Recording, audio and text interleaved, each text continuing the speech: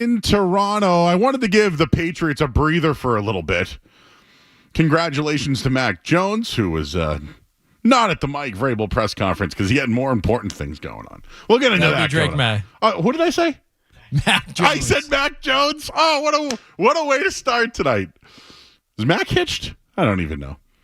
Drake May, everybody. Drake May. Wow. We're so used to talking about Mac Jones, it just never goes away. Maybe it's because I saw Kendra out back and was reminded of him. But yes, Drake May wasn't at the press conference for Mike Vrabel, wasn't around. People questioned it, and, well, we found out why. We'll tell you in just a little bit. I do want to give a shout-out to Jeremy Swayman, although I don't want to. But the play of him of late has helped the Bruins. I don't know if it's going to help them as far as their playoff chances or what their future holds for this season, but I do want to give you some numbers on Jeremy Swayman. But I wanted to start tonight with the Celtics and the state of the Celtics.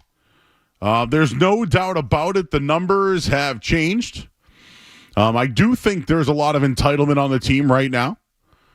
The team has won a championship. They're not doing the dirty things they once did.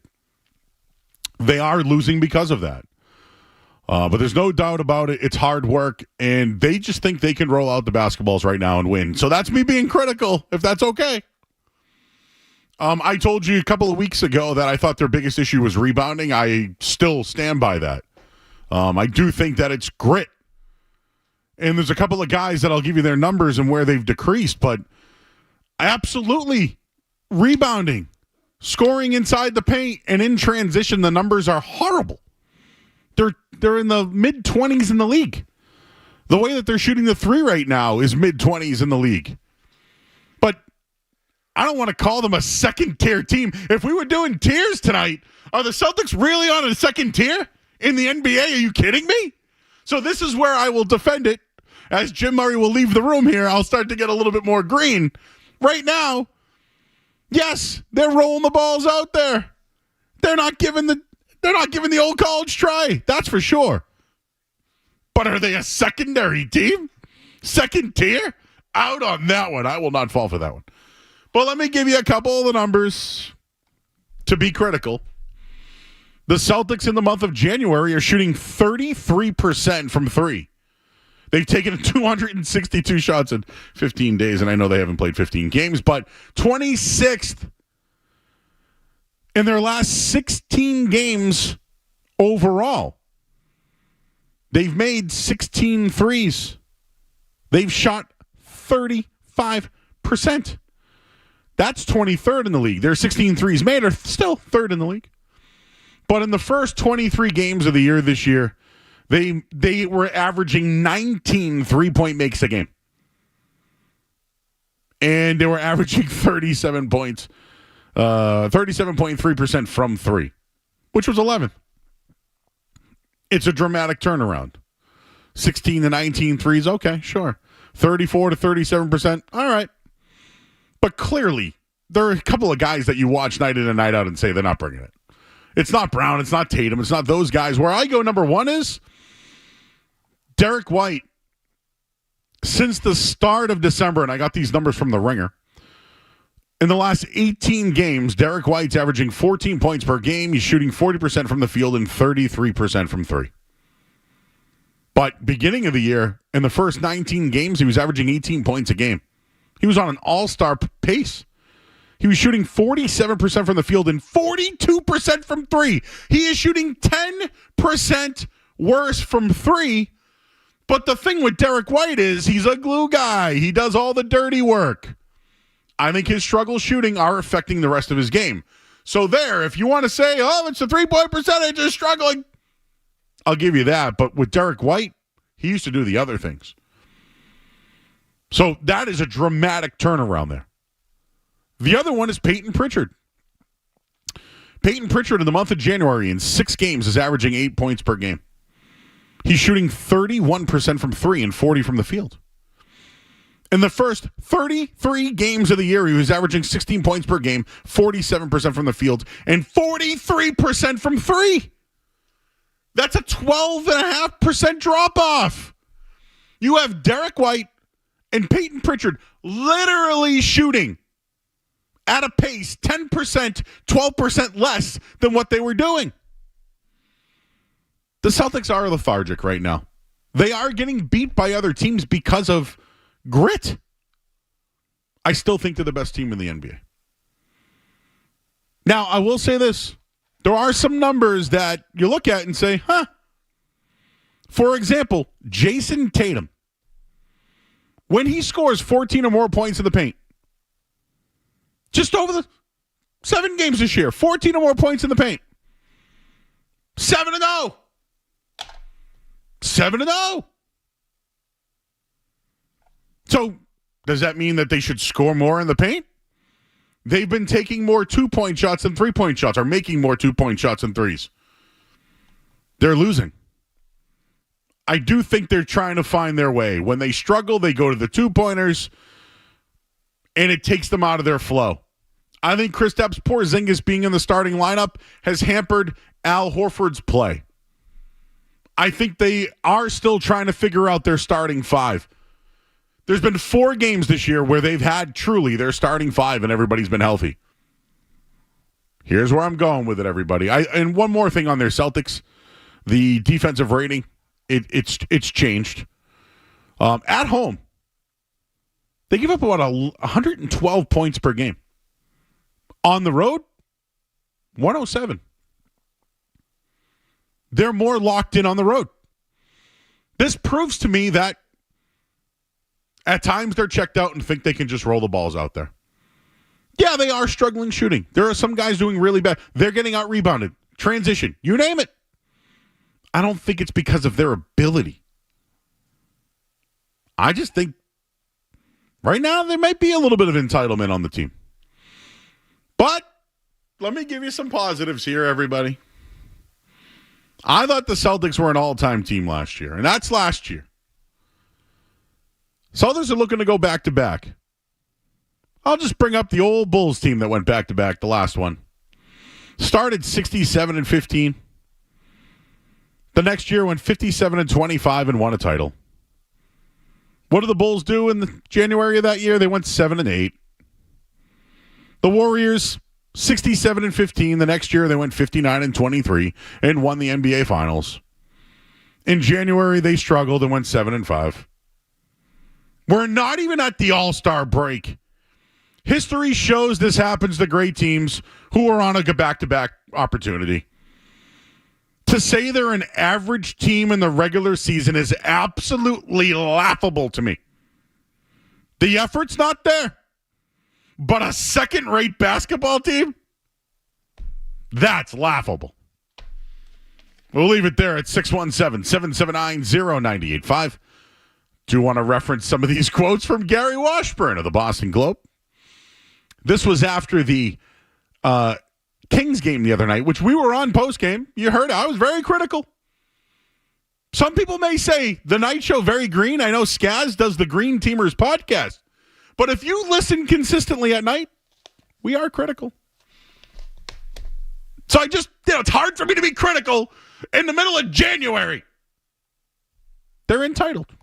They shouldn't be. You can get on them for that. No doubt about it. All right, we'll take a quick break. I'm Joe Murray. Want to say what's up to everybody on YouTube as well. You're listening to 98.5 The Sports Hub. Don't go anywhere. There's more Joe Murray.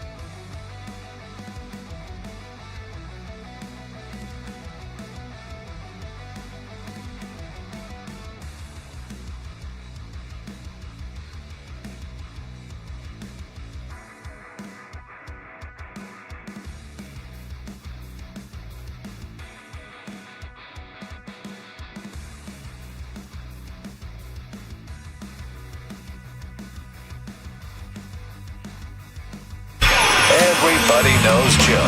Just keeps getting better. Joe Murray on 98.5 The Sports Hub. You take a win any way you can get it. We just at a spot right now, 28-11 or so, third best record in the league, and we don't necessarily feel great about how we playing. But the positive thing is we know we can play a lot better. So much room for improvement. So having the third best record in the league and feeling like it's so much more that we can get better at, it's a positive way to look. You ever watch Hard Knocks and they get the Turk? You know, the guy that walks around who's about to cut you? That's Dennis. Dennis is like, oh, man. Where's I gotta get my playbook? Here we go. Anyways, your thoughts on the Celtics? Is anybody concerned? For real. For real. I want to open up the phone lines to you right now. 617-779-0985. Should the Celtics be entitled? Absolutely not. Are they playing that way? Yes. When you get out rebounded by one guy who had 28 rebounds, which hasn't happened to you since Ben Wallace, which hasn't happened to you before that since the 70s and Will Chamberlain, that's an effort thing. The Celtics shouldn't be rolling out the balls thinking they can beat anybody. And I would say that for every team in the NBA. So, to be critical, they shouldn't be at this point. They shouldn't be like this. To be critical, Joe Mazzulla is doubling down on the philosophy. There were a couple of things Joe Mazzulla said this week that I was like, what? I do think right now, as a team, because of their struggle shooting, they're not working on the things that they're good at. And I just gave you two players who I thought are really struggling because of it. One is Derek White. Derek White does it all. He's one of the best shot blocking guards, can rebound, you name it. He's not doing the dirty things right now. But I attribute it to his shooting. Peyton Pritchard's really just been a bench guy. Like his 6th man of the year odds, I bet you've gone down. I'll look him up actually in a little bit here. But there's effort. I think Jason Tatum's the only one who's actually rebounding out there. Like Porzingis gets 10 rebounds a night because he's 7'4". And his numbers have been very good since he's played. But I think him back in the starting five has really hurt what Al Horford brings to the team. Al Horford, glue guy, set screens, rebounds, can shoot from three. They're not getting those things with the current starting five. So I do think there's an adjustment there. But at the same time, they are trying to find themselves as they struggle from three. They're making more twos. And in the long run, it's actually hurting the team. You would think, hey, you stink from three, start shooting more twos.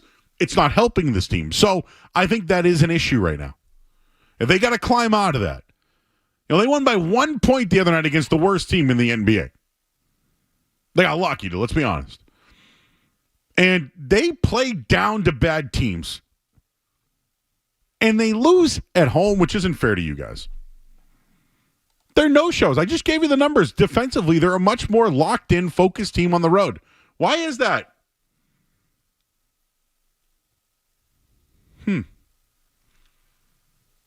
I just saw something come over the wire here, Skaz, so I'm going to slack it to you. Just want to make sure you could. It looks newsworthy, so I just wanted to.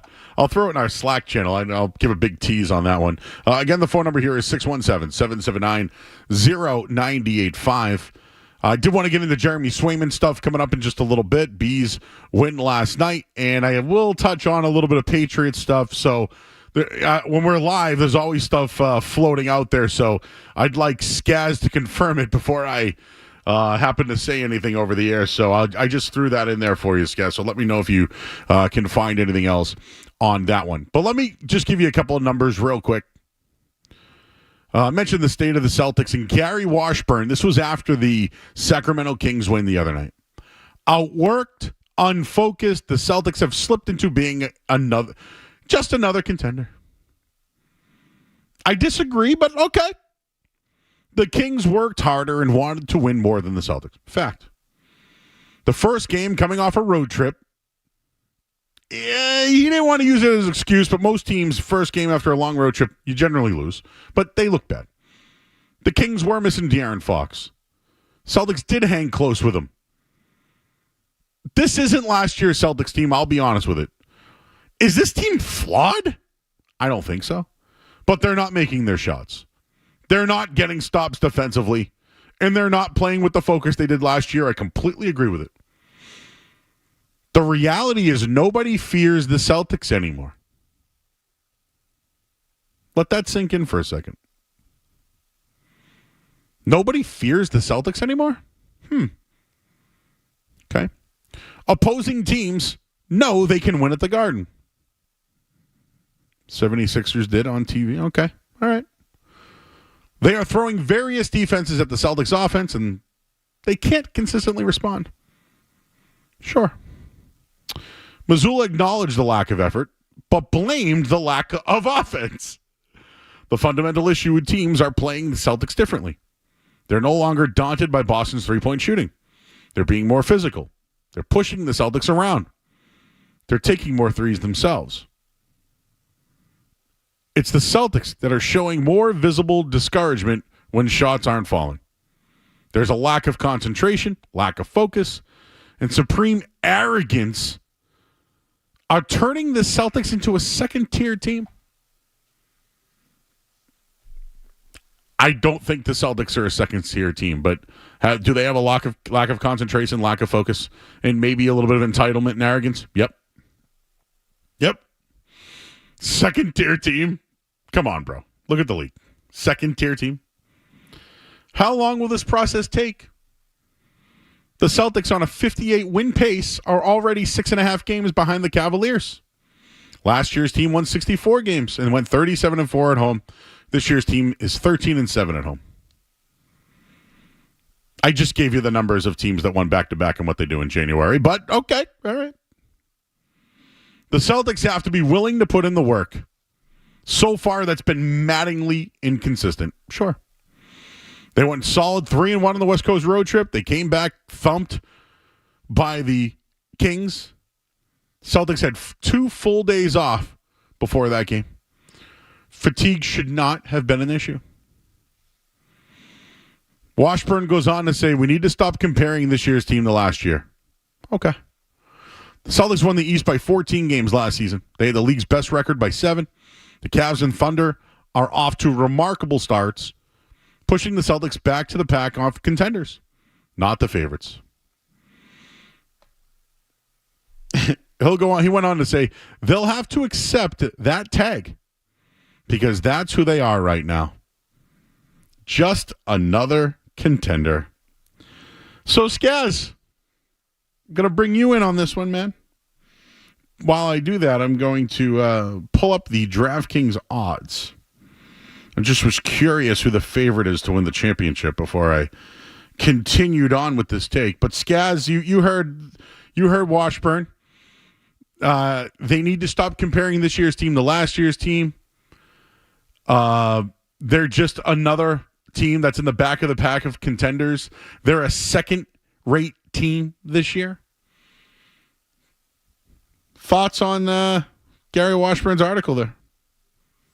Yeah, I still think they're title favorites. I still think I think they're in a little bit of a slump right now. I think he brings up some good points, things they've struggled with this year.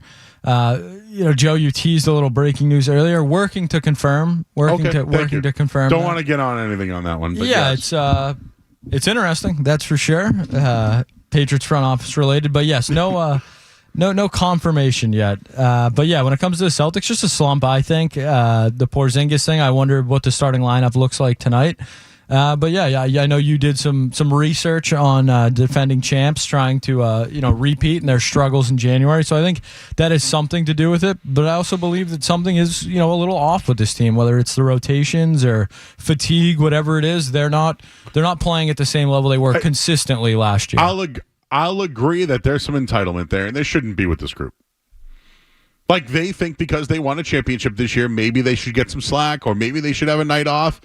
I get the Derek White Pritchard numbers. Those are remarkable 10 and 12% drop-offs in shooting. My thing is, don't they do the little things too? Derek White does everything. I think it's affected his game. The other night, I was talking about double big lineups. I was talking about, you brought up potentially having Porzingis come off the bench. Like, this is what happens. This is what happens. Second tier team. Second tier team. 3-point attempts. Nearly identical in their wins as their losses. I just got this one. In the Celtics' 28 wins, they've averaged 49.4 3-point attempts per game while shooting 38%. In their 11 losses, they've averaged 49.5 3-point attempts while shooting 31%. The difference is shooting percentage because they are so reliant on three. When they struggle beyond the arc, they are more likely to lose. Sure, the numbers show you that. I don't know. Just to me, can you try a little harder? Can you try to box somebody out? Can you go for a rebound? Can you try to maybe get a steal? They've lost all those things because they think they can show up and beat anybody. And quite frankly, I think they can beat anybody in a 7-game series. So, in a way, I'm arrogant about this whole thing. Did you hear it all day long on the station? I still think they're the best team in the league. I still think they're in a funk.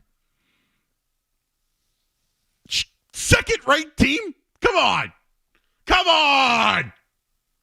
Second-rate team? Back of the pack of contenders? Sure, I will give you everything. I will admit and bow that they're being outworked. I will push back on the reality that nobody fears the Celtics. I'll push back.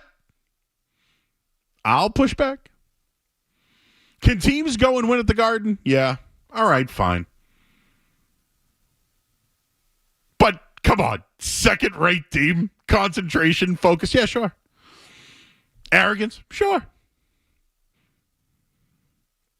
They got to put in the work. They do. Second-rate team. Come on. Let's talk to Brian and Norwood. You got to pot him up here for me, Skaz. What's up, Brian? Hey, what's up, Joe? Hey. So I took my boys. It was awesome. Their first Celtics game was the Kings game, and we had a blast. They're 14-12, and they enjoyed everything about the entertainment value of what the Celtics deliver. They wanted to see what happens during commercials. They wanted to eat dinner in the Garden during watch warm up. Yeah, want to get their Dom's meats. I know. I want mine too. It was awesome, and the game kind of sucked, but father-son relationship, it was a great time. And on the way home on the commuter rail, my 14-year-old, I'm asking them their takeaways. I'm like, so what was your favorite part? And my 14-year-old, he goes, well, everything was great until the Celtics, they won the championship. They got the half handed to us tonight. I'm like, yeah, I didn't expect that either. But my take is this. There's still something new that Tatum and Brown have to go through now, even though they've already won. Now they're still inheriting the Kyrie Irving, I feel, influence of being – I know you were on teams, Joe. I was on teams. I know Kyrie has now affected them. He left Cleveland when he won, and he taught those guys how to, sort of do this. Turn it down, and you don't have to, turn it up until, it's go time in the playoffs. And I think that needs to be deprogrammed from Tatum and Brown because they're the top leadership on down, and that's where I want to see get diffused. And I don't know who or what, but that's my conundrum. So conundrum, huh? All right, buddy. Well, thank you for calling in, Brian. You might have to drop him for me, guys, because my call screener is not active. Thank you, Brian. Thank you. All right, I'm going to lay off the Celtics for the rest of the night. The second-rate team, though, I don't think I'm going to get over that. Back of the pack, huh? I did look up the odds, by the way. Celtics are the favorites to win the championship. Is that second rate? Followed by the Thunder, and then the Cavaliers. Would you consider the Cavaliers a second-rate team? How about the New York Knicks? Are they second-rate? Or the Denver Nuggets or Dallas Are the Dallas Mavericks second-rate, guys? What exactly is second-rate? Just so I understand. Do I have to Google this one now? Do I need the AI To tell me what does second rate mean? What does second rate mean? Okay, because again, second rate, a mediocre or inferior quality? I'm with you on the outworked, lack of effort, lack of concentration, focus, arrogance, all that. Do they have to put in the work? Yes. Are they inconsistent? Absolutely. Should we stop comparing this year's team to last year's team? Yes. Second rate, though, and again, I had to go to the dictionary. Mediocre or inferior quality. The defending NBA champions. Second rate, back of the pack, huh?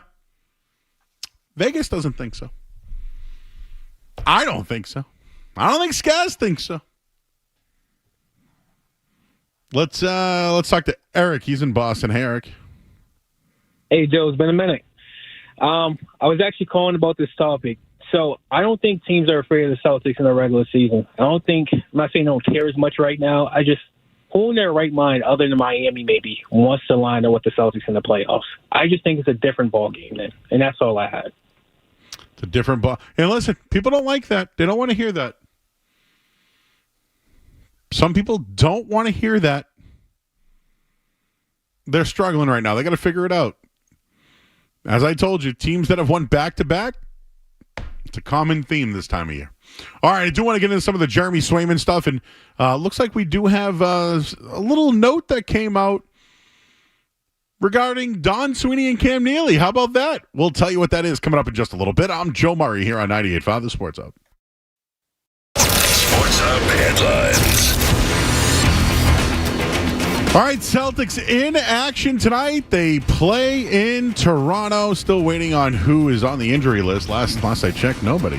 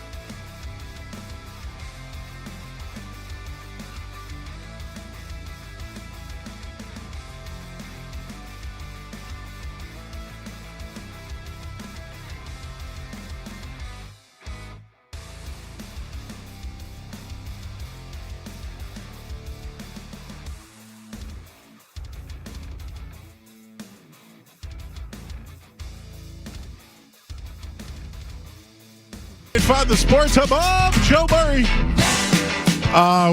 We're here till 7 o'clock, and then we're going to hand things over to Grandy and Max. Celtics are in Toronto tonight. Kendra Middleton is here tonight, everybody. You may know Kendra. You should know Kendra. She's part of the Over Under show that's on Saturday mornings with Dan Lifshitz, and is on with Fred and Friends during the week, right? Yes. Good morning. No. This is good. Yeah, good evening. Yes. Good evening right now. So Kendra's going to be here tonight. We're going to watch. That was a joke. We're going to hang out together and watch the game. And Joe's stuck with me tonight. We're going to teach her the ropes tonight, Sked. Yeah. I brought snacks. She did. I thought about unboxing. Maybe we'll do that in a minute here. So I have been criticized about my coverage of Celtics talk. Yes, I heard. Don't you worry. I feel as though they're the best team in the league still, although they are their lack of focus and losing to teams like the Kings. That Magic game was the worst for me, in my humble opinion. Yeah, and listen, the Magic are a good team, and if you don't, They were injured at the time. and if you don't exactly, hey, listen, they play down to every bad team. They play down to it. I'm at a point where the Celtics think they can just roll out the balls and beat anybody. That's not where we're at. But this is my question for you, Kendra.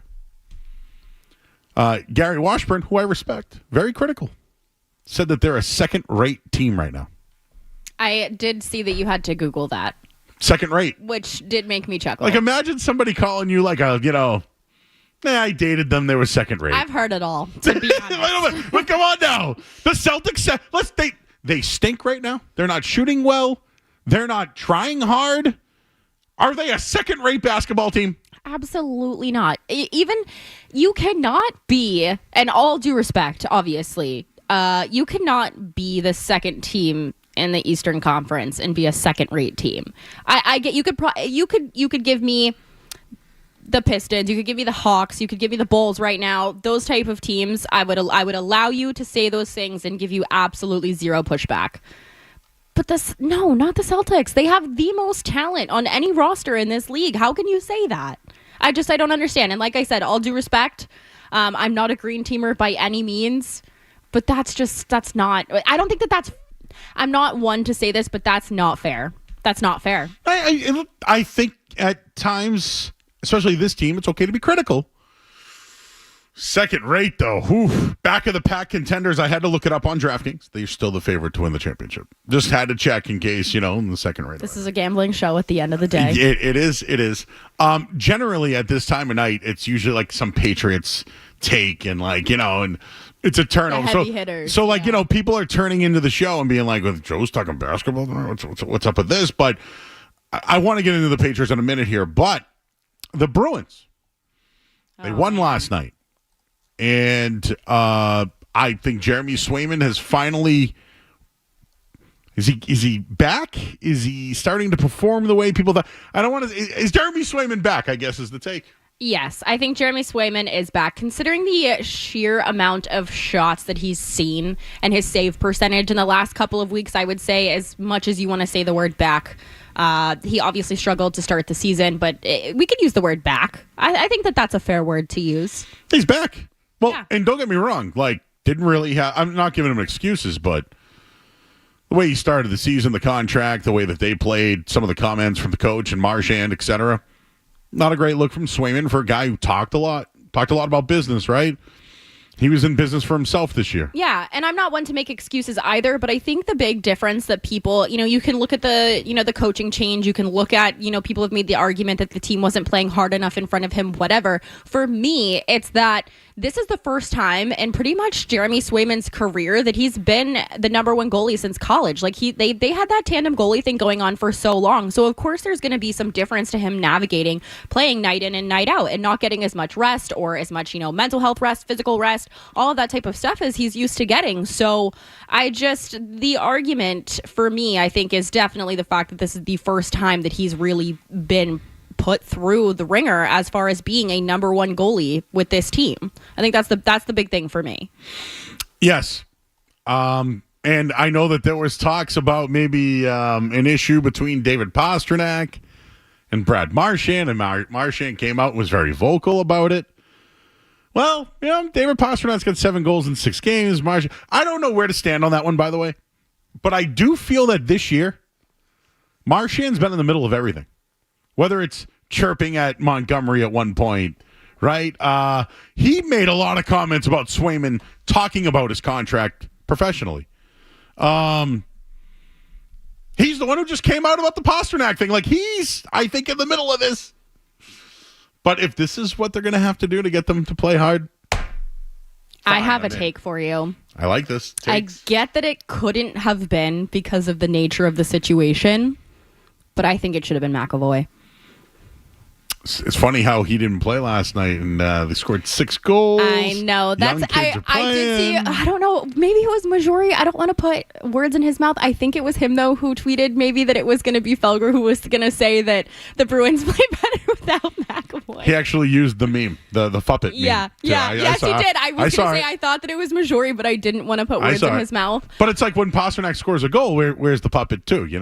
And again, this isn't the Felger and Maz postgame show. I saw somebody else, and I don't remember who it was, unfortunately. I'm so sorry. It was one of the somebody who covers the Bruins, but they were saying that they used the meme where it was like, what if, whatever, and it was like, why didn't Pasta pass to Marchand or whatever in some situation, and that also made me giggle. Where do you stand on this drama? I'm not sure if I've heard you have a say in this, and I'm sorry to put you on the spot and make you choose a side, but I'm going to for drama. I think there's a problem in that locker room. Well, yeah. But do you think that there's merit? Do I think it's well, the only merit I have is the sources at times are right. This one seemed to be like, no, this guy should lose his job, go pound sand. Something isn't right, and I feel like Marchand, who's the captain of the team, doesn't have control of the team. I would agree. Not a captain. I would agree with that, and with the nature of the rumors being that there have always been merit to what this person has said. And it's just the fact that Marchand reacted the way that he did. I've never seen them put something on Maine the way that they did with his interview. I'm trying to think of the last time that I saw, if I ever have seen a team take something that was said in the media and put a response to it on their main social media. I think that, and I'm not criticizing whoever made this decision. I'm friends with some of the people who, do Bruins social, whatever. That was stupid. That was stupid. But it's like they needed this to get going. The mom strip.